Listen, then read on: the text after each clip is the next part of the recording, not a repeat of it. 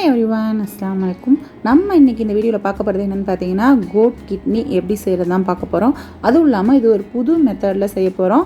இது பார்த்திங்கன்னா தக்காளிலாம் நம்ம சேர்க்காமல் நம்ம இன்றைக்கி செய்ய போகிறோம். இந்த கிரேவி இது எப்படி செய்யலாம் அப்படின்னு சொல்லி பார்க்கலாம். பார்த்திங்கன்னா இந்த மாதிரி நீங்கள் ஒரு கிட்னி பார்த்திங்கன்னா நம்ம கடையில் சொல்லி வச்சோம்னா நம்மளுக்கு இந்த மாதிரி கிடைக்கும். இது நாங்கள் ரவுண்டாக கட் பண்ணியிருக்கேன். ஒவ்வொரு சிலர் பார்த்திங்கன்னா நடுவில் ரெண்டாக கட் பண்ணுவாங்க. இந்த மாதிரி ரெண்டாக கட் பண்ணுவாங்க. நான் எங்கள் வீட்டில் பார்த்திங்கன்னா இந்த மாதிரி நம்ம ரவுண்டாக தான் நாங்கள் கட் பண்ணி போடுவோம்.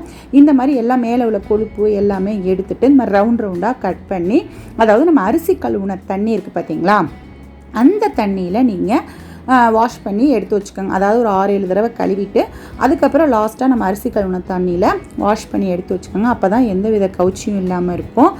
அப்புறம் பார்த்திங்கன்னா வெங்காயம் ஒரு 3 வெங்காயம் அளவு மீடியம் சைஸ் எடுத்துக்கோங்க. பச்சை மிளகா ஒரு 6-7 பச்சை மிளகா, தயிர். இன்றைக்கி பார்த்திங்கன்னா நம்ம தக்காளி சேர்க்க போகிறதில்ல, அதுதான் இது ஒரு மெத்தடு. தக்காளி சேர்க்காமல் பார்த்திங்கன்னா தயிர் நம்ம இன்றைக்கி சேர்க்க போகிறோம். ஒரு 1/2 கப் அளவு தயிர் எடுத்துக்கோங்க. இஞ்சி பூண்டு பேஸ்ட்டாகவே பார்த்திங்கன்னா நான் ஒரு டீஸ்பூன் அளவு, 1 டேபிள் ஸ்பூன் அளவு எடுத்துக்கோங்க. மிளகாத்தூள், தனி மிளகாத்தூள் நான் இன்றைக்கி ஆட் பண்ணுறேன். குழம்பு மிளகாத்தூளாக இருந்தாலும் ஓகே. இது பார்த்திங்கன்னா மட்டன் மசாலா, கடையில் விற்கிற மட்டன் மசாலா தான். நான் அதுவும் 1 டீஸ்பூன் அளவு நான் எடுத்துருக்கிறேன். மஞ்சத்தூள் பார்த்திங்கன்னா ஒரு 1/4 டீஸ்பூன் அளவு மஞ்சத்தூள். மிளகாத்தூளும் பார்த்திங்கன்னா நீங்கள் 1 டீஸ்பூன் அளவு குழம்பு மிளகாத்தூளாக இருந்தாலும் சரி, தனி மிளகாத்தூளாக இருந்தாலும் சரி எடுத்துக்கலாம். உப்பு பார்த்திங்கன்னா நம்மளுக்கு தேவையான டேஸ்ட்டுக்கு தேவையான அளவு. இப்போ ஒரு கடாயில் கொஞ்சம் கூடுதலாகவே ஒரு 4 டீஸ்பூன் 5 டீஸ்பூன் அளவு டேபிள் ஸ்பூன் அளவு எண்ணெய் விட்டுட்டு, ஒரு சின்ன துண்டு பட்டை, 2 கிராம்பு வெடிக்க விட்டுட்டு, வெங்காயம் போடாமல் அதுக்கு முன்னாடி நம்ம பச்சை மிளகாய் நறுக்கி வச்சுருக்கிற பச்சை மிளகாயை போட்டு ஒரு நிமிஷம் நம்ம வதக்கிட்டு அதுக்கப்புறம் நம்ம நறுக்கி வச்சுருக்கிற வெங்காயத்தை ஆட் பண்ணிக்கலாம். இது ஒரு ஃப்ளேவர் உங்களுக்கு நல்லாயிருக்கும். அந்த பச்சை மிளகாய் பார்த்திங்கன்னா உங்களுக்கு அந்த எண்ணெயில் வதங்குறதுனால கொஞ்சம் ஃப்ளேவர் பார்த்திங்கன்னா இது ஒரு டேஸ்ட்டாக இருக்கும். அதனால் வெங்காயத்தையும் போட்டு வதக்கிக்கோங்க. வெங்காயம் பார்த்திங்கன்னா நல்லா ப்ரௌன் கலராக வர வரையும் வதக்குங்க.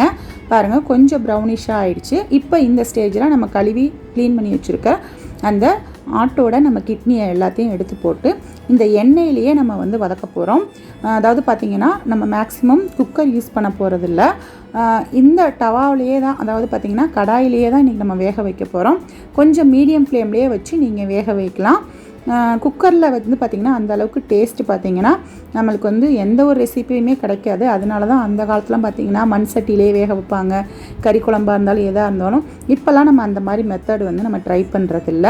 அதனால நம்ம இந்த மாதிரி வேக வைக்கக்கூடிய ஐட்டங்களை மட்டும் கடாயிலேயே நம்ம கொஞ்சம் வேக வச்சுக்கலாம். இப்போ மஞ்சத்தூள் ஆட் பண்ணியிருக்கேன், அதையும் போட்டு ஒரு 5 நிமிஷம் கிளறுங்க. மஞ்சத்தூள் போட்டுக்கனால கொஞ்சம் அந்த எண்ணெயிலே வதங்குறதுக்கு கொஞ்சம் வேகிறதுக்கும் கரெக்டாக இருக்கும். இதெல்லாம் பார்த்திங்கன்னா அந்தளவுக்கு ஹார்டான ஐட்டம் கிடையாது. கொஞ்சம் நம்மளுக்கு சட்டியிலே வேக வைக்கக்கூடிய ஐட்டம் தான் இது. சீக்கிரமே கொஞ்சம் நம்ம வெந்துடும். ஒரு 30 மினிட்ஸ் அளவு ஆகும், அதாவது ஒரு 1/2 மணி நேரம் ஆகும் நீங்கள் வேக வைக்க எடுக்கிறதுக்கு. பாருங்கள், கொஞ்சம் அந்த எண்ணெயிலேயே வேகட்டும். இப்போ அதாவது கிட்னிக்கு தேவையான அளவே நீங்கள் உப்பு ஆட் பண்ணிக்கோங்க. உப்பும் சேர்த்து நீங்கள் ஆட் பண்ணும்போது கொஞ்சம் குயிக்காக வெந்துடும். பார்த்திங்கன்னா உப்பு நான் தேவையான அளவு உப்பு போட்டுட்டேன். உப்பு போட்டுட்டு இதை ஒரு மூடி போட்டுட்டு நம்ம ஒரு 10 நிமிஷம் மீடியம் ஃப்ளேமில் வைங்க. அப்போ நம்மளுக்கு வேகிறதுக்கு அந்த எண்ணெயிலேயே வெந்ததுக்கப்புறம் நம்ம அதுக்கப்புறம் மசாலா பொருள்லாம் ஒவ்வொன்றா நம்ம ஆட் பண்ணலாம். வேகட்டும். அப்போ பார்த்திங்கன்னா எண்ணெயில் வெந்தோன்னு நம்ம எடுத்து பார்க்கலாம். பாருங்கள், நான் எடுத்தேன். ஒரு 10 நிமிஷம் கழித்து எடுக்கும்போது நல்லாவே அந்த சுருண்டுருச்சு. பாருங்கள், அந்த கிட்னி பார்த்திங்கன்னா நல்லா அந்த எண்ணெயிலேயே பாதி லெவல் சுருண்டுருச்சு. பார்க்கும்போதே உங்களுக்கு தெரியும் ஃபஸ்ட்டு எப்படி இருந்துச்சு, இப்போ எப்படி இருக்குன்னு. இன்னும் கொஞ்சம் கூட நீங்கள் மூடி போட்டு ஒரு 5 நிமிஷம் விடுங்க. அந்த இதிலேயே வெந்துடும், எண்ணெயிலேயே கொஞ்சம். இப்போ பார்த்திங்கன்னா ஒரு அளவுக்கு 3/4 பங்கு ஸ்டேஜ் வெந்துருச்சு. இப்போ நீங்கள் ஒவ்வொரு மசாலாவாக நீங்கள் ஆட் பண்ணிக்கலாம். ஃபஸ்ட்டு இஞ்சி பூண்டு போட்டுக்கலாம். இஞ்சி பூண்டு போட்டு அந்த இஞ்சி பூண்டு வாசம் போகிற அளவுக்கு ஒரு 3 மினிட்ஸ் கிளறுங்க. எப்பொழுதுமே பார்த்திங்கன்னா இஞ்சி பூண்டு போட்டிங்கன்னா உங்களுக்கு கொஞ்சம் நல்லா அந்த வாசம் போகிற அளவுக்கு நீங்கள் நான்வெஜ் செய்யும்போது செய்யுங்க, உங்களுக்கு கரெக்டாக இருக்கும். இப்போ என்னென்ன அந்த தயிரில் நம்ம ஆட் பண்ண போகிறோம் அப்படின்னு பார்த்திங்கன்னா, அந்த மட்டன் மசாலா 1 டீஸ்பூன் பார்த்திங்கன்னா மிளகாத்தூள். இது எல்லாமே இந்த தயிரில் நல்லா மிக்ஸ் பண்ணிக்கோங்க. தண்ணியெல்லாம் ஊற்றாமல் நல்லா பேஸ்ட் மாதிரி மிக்ஸ் பண்ணிக்கோங்க. மிக்ஸ் பண்ணிவிட்டு இதை அப்படியே தான் நம்ம ஆட் பண்ண போகிறோம், தண்ணி ஊற்றாமல். நல்லா இந்த மாதிரி மிக்ஸ் பண்ணி போடுங்க. இந்த மாதிரி நீங்கள் செய்யும்போது இது உங்களுக்கு ஒரு தனி டேஸ்ட் கிடைக்கும்.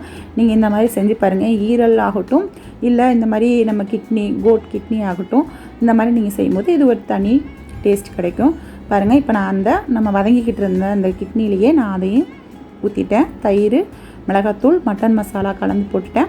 எனக்கு காரம் வந்து இது பச்சை மிளகா வந்து பார்த்திங்கன்னா கொஞ்சம் நாட்டு பச்சை மிளகா காரம் நல்லா ஜாஸ்தியாக கிடைக்கும். அப்படி இல்லை அப்படின்னா நீங்கள் கூடுதலாக பச்சை மிளகா ஆட் பண்ணிக்கலாம். இல்லை மிளகாத்தூள் ஆட் பண்ணிக்கிறதுனால ஆட் பண்ணிக்கலாம். இந்த ஸ்டேஜில் நீங்கள் உப்பு, காரம் எல்லாமே பார்த்துக்கோங்க. நம்ம தக்காளி ஆட் பண்ணல. இது ஒரு தனி சுவையாக இருக்கும். நீங்கள் இந்த மாதிரி மெத்தடில் செஞ்சு பாருங்கள். அந்த மிளகாத்தூள் எல்லாமே அந்த தயிர் எல்லாம் எண்ணெயில் கொஞ்சம் வதங்குற அளவுக்கு இந்த மாதிரி எண்ணெய் கொஞ்சம் பிரிஞ்சு வரணும். அந்த அளவுக்கு வதக்கி விடுங்க. இந்த மாதிரி பாருங்கள், எண்ணெய் நல்லா பிரிஞ்சு வருது.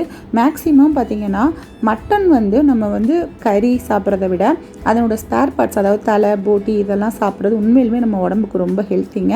இந்த மாதிரி நம்ம கொஞ்சம் சாப்பிட்றதுக்கு ட்ரை பண்ணிக்கலாம். கடைங்களில் சொல்லி வச்சிங்கன்னா கிடைக்கும். ஏன்னு கேட்டிங்கன்னா, இப்போ வந்து ஒரு குழந்தைக்கு தாய்ப்பால் கொடுக்குறவங்க தலை நிற்கிறதுக்கு பார்த்திங்கன்னா நம்ம ஆட்டோட தலைக்கறியை தான் கொடுப்பாங்க. அந்த மாதிரி தான் டாக்டர்ஸுமே நம்மளுக்கு வந்து கன்சல்ட் பண்ணுறாங்க. இந்த மாதிரி ஆட்டோட ஸ்பேர் பார்ட்ஸ் வாங்கி சாப்பிடுங்க அப்படிங்கிற மாதிரி. அதனால் நம்ம மட்டன் வந்து கறியாக சாப்பிட்றத விட இந்த மாதிரி வாங்கி சாப்பிடுங்க. எலும்பு அந்த மாதிரிலாம் சாப்பிட்டிங்கனாலே உங்களுக்கு நல்ல ஸ்ட்ரென்த்தாக இருக்குங்க. கொலஸ்ட்ரால் இல்லாமல் நம்மளுக்கு ஹெல்த்தியாக இருக்கும். பாருங்கள், நல்லாவே அதிலிருந்து எண்ணெய் பிரிஞ்சு வந்துருச்சு. இந்த ஸ்டேஜில் பார்த்திங்கன்னா இந்த மிளகாத்தூள் பார்த்திங்கன்னா நல்லாவே வதங்கிடுச்சு. இருந்தாலும் அந்த மிளகாத்தூள் வாசனை பார்த்திங்கன்னா நல்லா போகிறதுக்காக நான் ஒரு 1/2 டம்ளர் அளவு, அதாவது அந்த கப்பில் பார்த்திங்கன்னா நான் அந்த கப்லேயே தான் எடுத்து இன்றைக்கி மெஷர்மெண்ட் பண்ணி ஊற்றிருக்கேன்.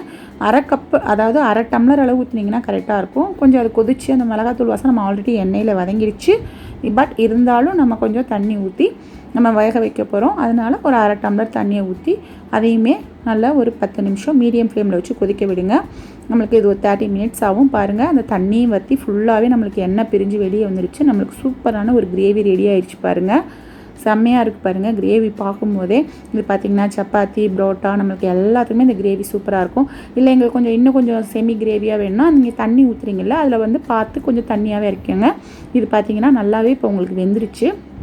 ஃபுல்லாகவே வெந்துருச்சு உங்களுக்கு. கோட் கிட்னி பார்த்திங்கன்னா நீங்கள் அமுக்கி நம்ம வந்து நல்லா ப்ரெஸ் பண்ணி பாருங்கள். இந்த மாதிரி கரண்டியில் கூட நீங்கள் ப்ரெஸ் பண்ணிங்கனாலே உங்களுக்கு வெந்தது தெரியும். இல்லை கையில் எடுத்து கூட நீங்கள் நசுக்கி பார்த்துக்கலாம். இப்போ நல்லா வெந்துருச்சு. நம்மளுக்கு சூப்பரான கிரேவி. இன்றைக்கி வந்து எனக்கு வந்து செமி கிரேவி மாதிரி வேணாம் அப்படிங்கிறனால நான் கொஞ்சம் வற்ற விட்டுட்டேன். உங்களுக்கு வேணும்னா நீங்கள் கொஞ்சம் செமி தண்ணியோடையே நீங்கள் கொஞ்சம் ஆட் பண்ணிக்கலாம், இறக்கி வச்சிடலாம். இப்போ நம்மளுக்கு வந்து ஃபைனலாக கொத்தமல்லி தழை பார்த்திங்கன்னா கொஞ்சமாக கிள்ளி போட்டுக்கோங்க. கொத்தமல்லி தழை பார்த்திங்கன்னா எப்பவுமே நறுக்கி போகிறத விட கிள்ளி போகிறது டேஸ்ட்டாக இருக்கும். உங்களுக்கு பிடிச்சா லைக் பண்ணுங்கள், ஷேர் பண்ணுங்கள், சப்ஸ்கிரைப் பண்ணுங்கள்.